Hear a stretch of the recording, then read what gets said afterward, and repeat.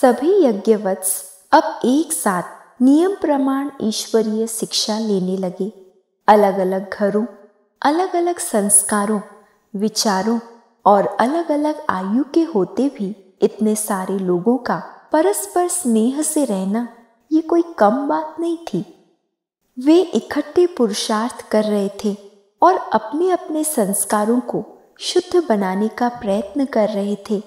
शिव बाबा उन्हें सब प्रकार से मार्गदर्शन, सहायता और बल देकर तूफानों और परीक्षाओं से पार कराते रहे। उस समय कुछ कन्याएं माताएं ध्यान में जाकर दिव्य साक्षात्कार करने लगी। शिव बाबा उन्हें आने वाली सतयुगी दुनिया, वहां की अलौकिक रीति रस्म, उनके रहन सहन, वहां की राजाई वेशभूषा के अनोखे दृश्य दिखाते। ध्यान में जाने वाली कन्याएं माताएं संदेश पुत्रियों के नाम से जानी जाने लगी। संदेश पुत्रियां धर्मराजपुरी में विकर्मों के परिणाम स्वरूप मिलने वाली कड़ी सजाओं का भी साक्षात्कार करती थी। ध्यान से नीचे आकर वे सब कुछ वर्णन और अभिनय करके दिखाती थी कि विकर्मों का दंड धर्मराजपुरी में कैसे मिलता है, जिसके परिणाम स्वरूप यज्ञवत्स सावधान रहते और बुरे कर्मों से बचे रहते। ऐसा ही एक दिव्य दृष्टि का विचित्र अनुभव गुलजार दादी जी को हुआ।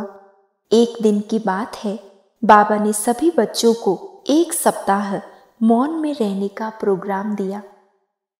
यज्ञ की सारी दिनचर्या तो वैसे ही चल रही थी, लेकिन मौन और अंतर्मुखता के कारण वातावरण ऐसे लग रहा था जैसे सब चलते फिरते फरिश्ते नजर आ रहे हों। एक दिन संध्या समय गुलजार दादी एकांत में आत्मस्थिति में स्थित होने का अभ्यास कर रही थी। तभी अचानक ही वे इस दुनिया और देह की सुध बुध से दूर हो गई। ध्यान में जाकर उन्होंने पिताश्री ब्रह्मा के अव्यक्त, सूक्ष्म और प्रकाशमय स्वरूप को देखा। उनके नयन और आकृति बिल्कुल वैसी ही थी जैसे वो व्यक्त में पिताश्री ब्रह्मा की देखती थी।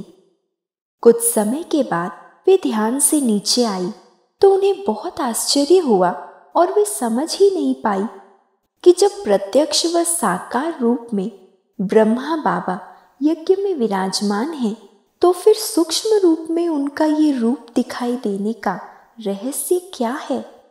उस समय दादी की आयु बहुत छोटी थी, अतः उन्होंने मम्मा को जाकर ये सारी बात बताई। स्पष्ट रूप से अनुभव सुनने के बाद मम्मा ने गुलजार दादी को कहा कि आप जाकर पिताश्री ब्रह्मा बाबा को ये अनुभव सुनाओ। लेकिन जब पिताश्री ने ये अनुभव सुना तो वह गहन विचार करने लगे और उन्होंने दादी से कहा कि बच्ची, शिव बाबा को अवश्य ही कोई रहस्य स्पष्ट करना होगा, इसीलिए उन्होंने ये साक्षात्कार कराया है। अगर आप फिर से ध्यान में जाओ और अव्यक्त ब्रह्मा को देखो तो आप ही उनसे उनका परिचय पूछ लेना। दूसरे दिन फिर संध्या समय दादी को लगा कि कोई मुझे आत्मा को अव्यक्त रीति से आकर्षित कर रहा है, और वही स्वरूप दादी को फिर से ध्यान में दिखाई दिया। ऐसा लगातार 7 दिनों तक चलता रहा। दादी ने उस अव्यक्त स्वरूप से पूछा, क्या आपका पूरा परिचय प्राप्त करने का सौभाग्य मुझे मिल सकता है? उस अव्यक्त स्वरूप ने कहा, बच्ची, मैं साकार ब्रह्मा की ही संपूर्ण मूर्ति अव्यक्त ब्रह्मा हूँ। यह परिचय मिलने के बाद तो प्राय उनसे अव्यक्त मिलन होता रहा और उनके द्वारा सूक्ष्म वतन का भी राज स्पष्ट हुआ। ब्रह्मापुरी, विष्णुपुरी, शंकरपुरी तथा ब्रह्म महतत्व का भी साक्षात्कार हुआ। उन्हीं दिनों संदेश पुत्रियों द्वारा शिव बाबा ने एक नामावली भी भेजी, जिसमें हर एक यज्ञ वत्स को इस मर्जीवा जन्म का नया अलौकिक नाम दिया गया। शिव बाबा इन संदेश पुत्रियों द्वारा विशेष योग के प्रोग्राम भेजते, जिसमें उन्हें सारा दिन योग अभ्यास करने का आदेश होता था। इसे योग भट्टी भी कहा जाता था।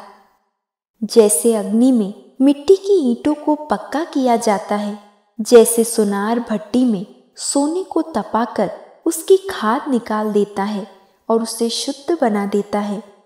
ऐसे योग अग्नि में आत्मा को तपाकर उससे अशुद्ध संस्कारों की खाद निकालकर उसे शुद्ध करने का यज्ञवत्स पुरुषार्थ कर रहे थे।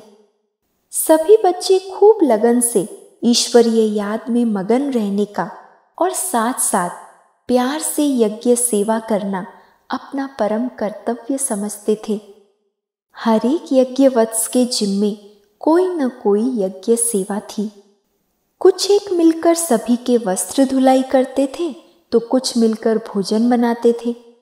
यज्ञ की मोटरें, साइकिलों आदि की सफाई, मरम्मत आदि भी वे स्वयं ही करते थे।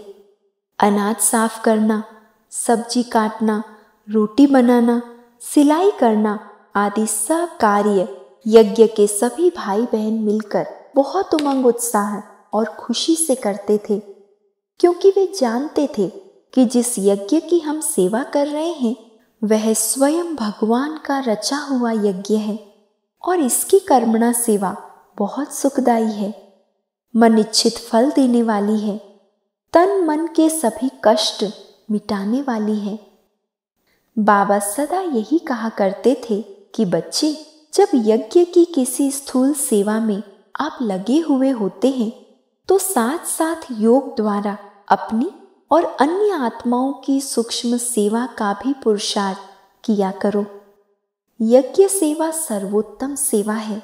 इसका अवसर किसी विरले भाग्यशाली को ही प्राप्त होता है। कई बार रात्रि को बच्चों की कचहरी भी होती थी। दिन भर में यदि किसी यज्ञवत्स ने कोई भूल की हो तो सभी के सम्मुख वह यज्ञ माता और यज्ञ पिता को बताया करते थे और आगे से वो भूल ना करने का दृढ़ संकल्प करते थे। बाबा मम्मा इन भूलों को मिटाने के लिए युक्तियां भी बताया करते थे और आगे के लिए सावधान करते। सभी के समक्ष अपनी भूल मानने से उनके मन का संकोच और देह अभिमान मिट जाता था और एक पारिवारिक वातावरण बन जाता था। इस प्रकार सभी अपने ईश्वरीय विद्यार्थी जीवन में सहर्ष आगे बढ़ रहे थे और तब बाबा ने एक नया आदेश दिया जो बहुत ही महत्वपूर्ण था। ओम शांति।